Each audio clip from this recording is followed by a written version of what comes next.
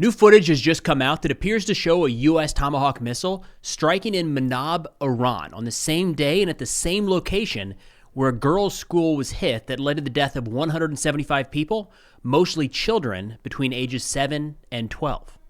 Now, I was waiting to make this report until we had the official response from the U.S. government, but it's been 8 days, and at this point, we now know that the strike was carried out with a U.S. weapon. It hit in an area targeted by the U.S. At the same time, IRGC facilities were destroyed in the near vicinity by the United States. All the available evidence points to this being us. This was a U.S. strike that hit the girls' school. And you don't just have to take my word for it. We're going to run through a bunch of different analysis here, starting with Bellingcat. We've also had, just in recent days, the Associated Press, Wall Street Journal, Reuters, CNN, USA Today, The Guardian, and the New York Times come out with their own investigation saying, yeah, this was a U.S. strike. But starting with the new footage, Bellingcat says, this shows a U.S. Tomahawk missile hitting an Islamic Revolutionary Guard Corps facility in Minab, Iran on February 28th. Showing for the first time that the United States struck the area. The footage released by Mayor News and geolocated by Bellingcat also shows smoke already rising from the vicinity of the girls' school, where 175 people were reportedly killed, including children.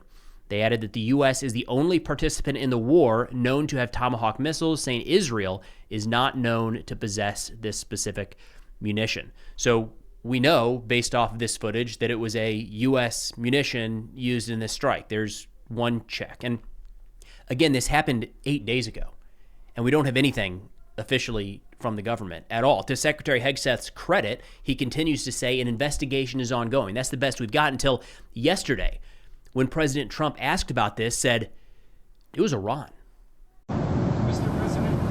Did the United States bomb a girls' elementary school in southern Iran on the first day of the war and kill 175 people? In my opinion, based on what I've seen, that was done by Iran.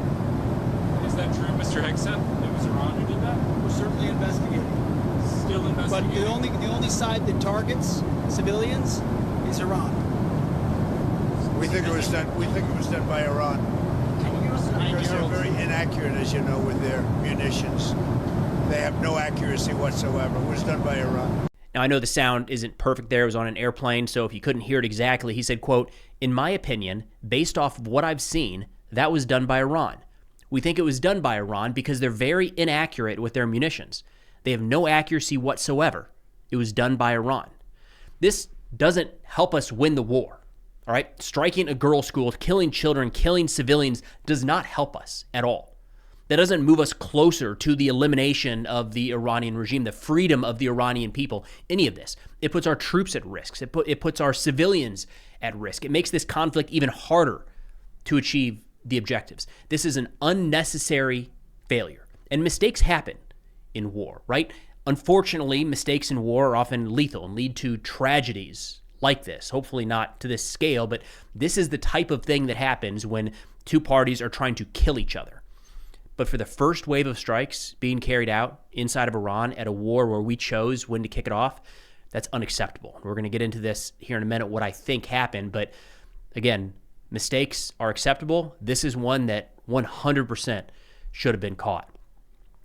Now, the pushback that we've had in recent days is not just silence from the U.S. government, but instead some suggesting that any thought that this could have possibly been the United States was Iranian propaganda. In fact, here's the White House spokesperson Caroline Leavitt saying, listen, the U.S. does not target civilians. I agree. We do not deliberately target civilians.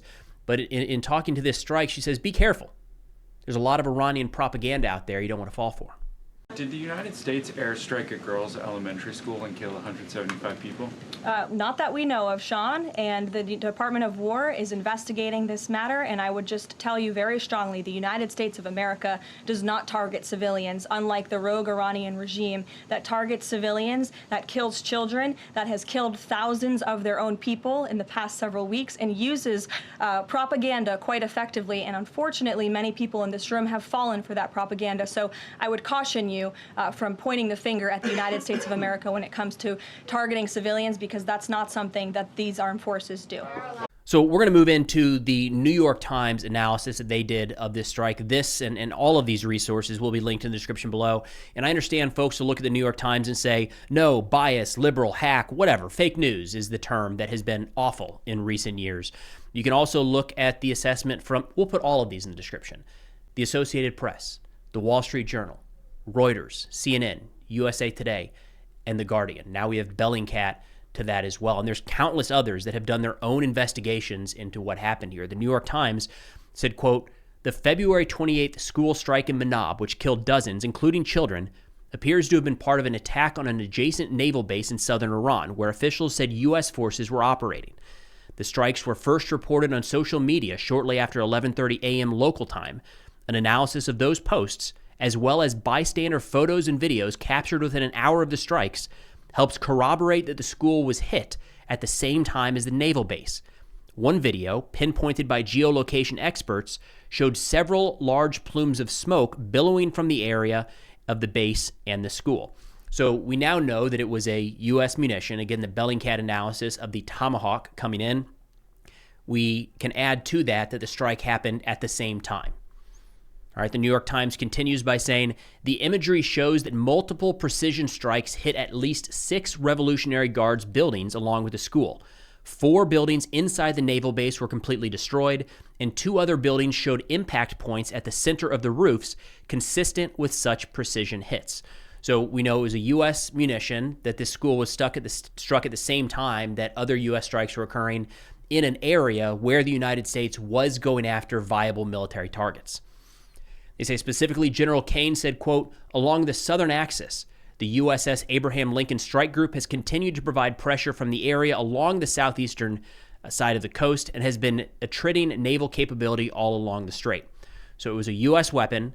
It happened at the same time that the U.S. was carrying out strikes in that area, that the U.S. was going after Iranian facilities in an area of focus, specific focus of the U.S. military. Now, one thing I want to hit on here, because I saw another, we've got to have some humanity, got to have some integrity, got to have some honesty. If there's ever a time where that's needed, it's war.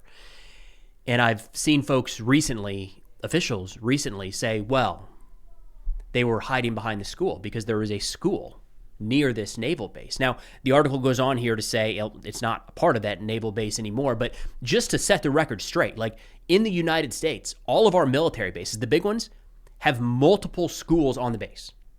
All right? You can say that that's a bad idea or that we shouldn't do that or whatever, but like we do. They're there. Like depending on the base, I think Fort Campbell goes all the way up through high school. All right? So you've got preschool, elementary school, middle school, and high school on U.S. military bases. All right, that's where they are. Again, you can argue that we shouldn't do that or any other country shouldn't do that, but suggesting that a school inside of a U.S. base is a viable military target is nonsense. We've got to be better than that. We are better than that.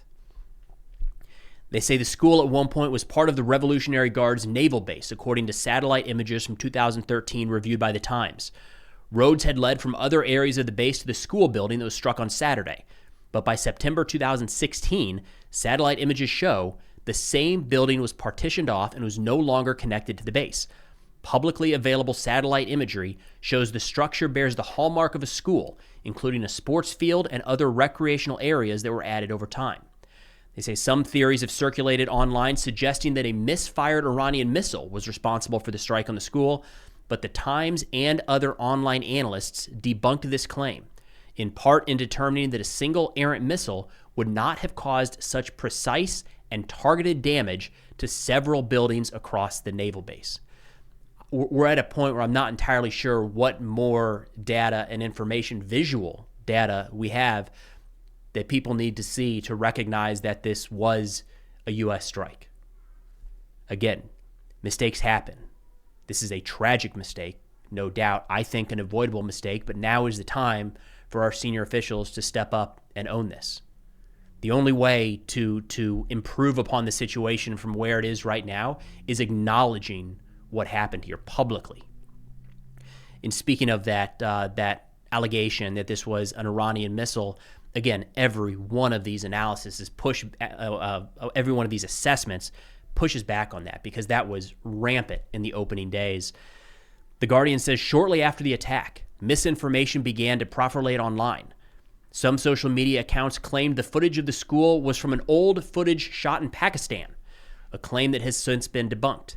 Several X accounts also made viral claims that the school has been struck by a misfired IRGC missile, but the photographs of the misfire that they present as evidence were taken about 1,600 kilometers away from Minab in the city of Zanjan. Look, I get that we don't want this to have happened.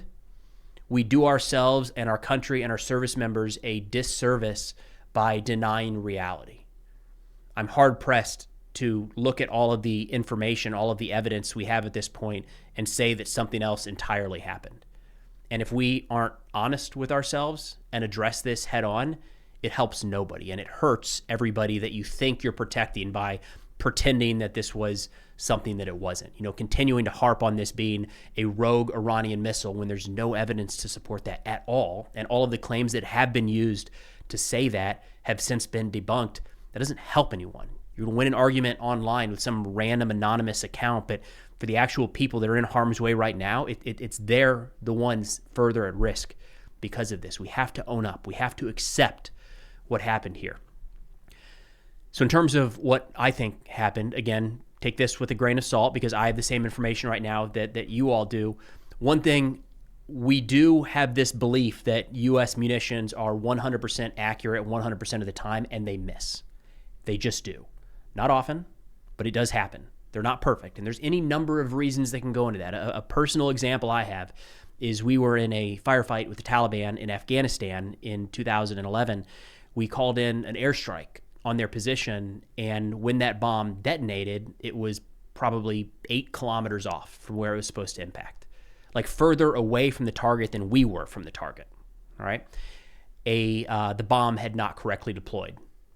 I think it was an F-18 dropping that munition off of one of the carriers that was supporting us. Either way, it was a GBU-12 500-pound laser-guided bomb, and it didn't deploy correctly, and it veered wildly off course, and could have killed any number of people when it hit. Our munitions are not perfect. That's a possibility here that the munition missed. The other part here, which if that is the case, that doesn't take away the tragic nature of what happened. But again, it's been 8 days. And as of this recording, we don't have anybody in the U.S. government owning up saying we did that and here's what happened. 8 days. We found out about that bomb in Afghanistan about 48 hours later. And we had no internet connection where we were off the grid and got that report back in time. The idea that we wouldn't be able to piece this together is a little bit ridiculous. The second possibility here is that it was bad targeting. What I mean by that is as these plans are put together, there's a series of enemy facilities that are located, and you have a target list of what you're working through, what effects you're trying to achieve, what munitions are used for various targets across the spectrum. It's possible that the school was listed, again, going back to some of this historical analysis, it may have at one point been a part of an IRGC facility. It looks like that changed about 10 years ago. So it's possible that that was bad targeting, and somebody did not update that target block.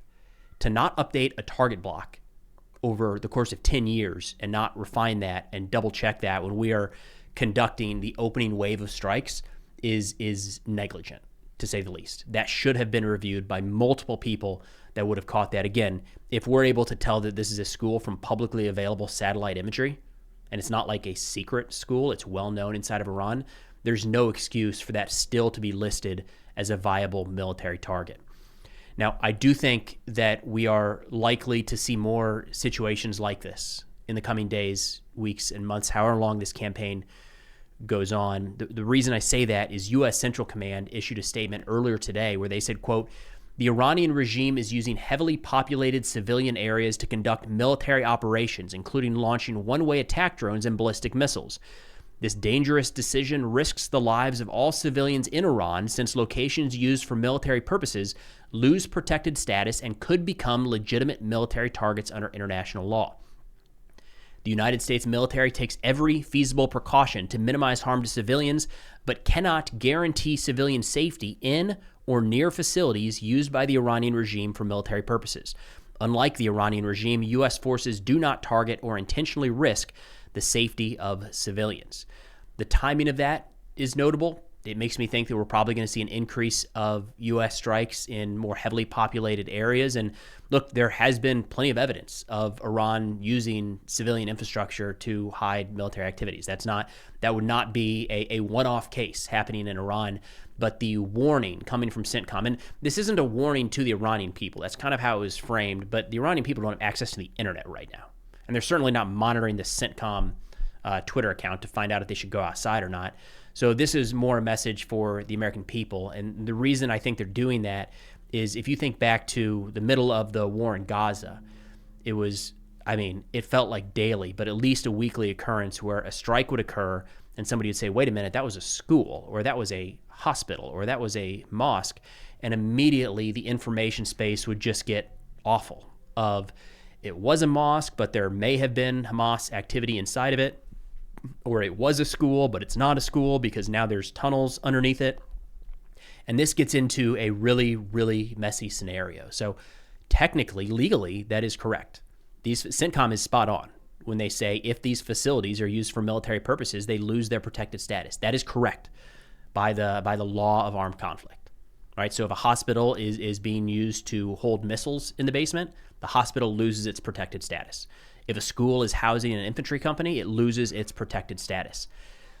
That is a different conversation than kind of the moral aspect that I don't think will go over well in the United States.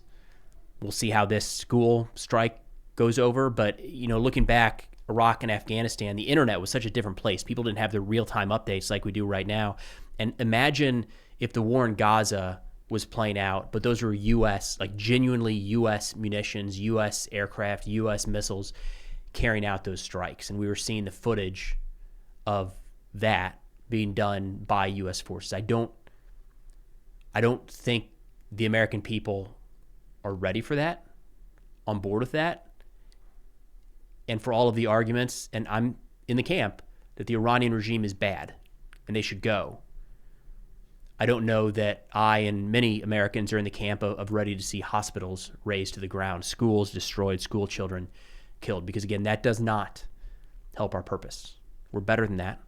I know we're better than that.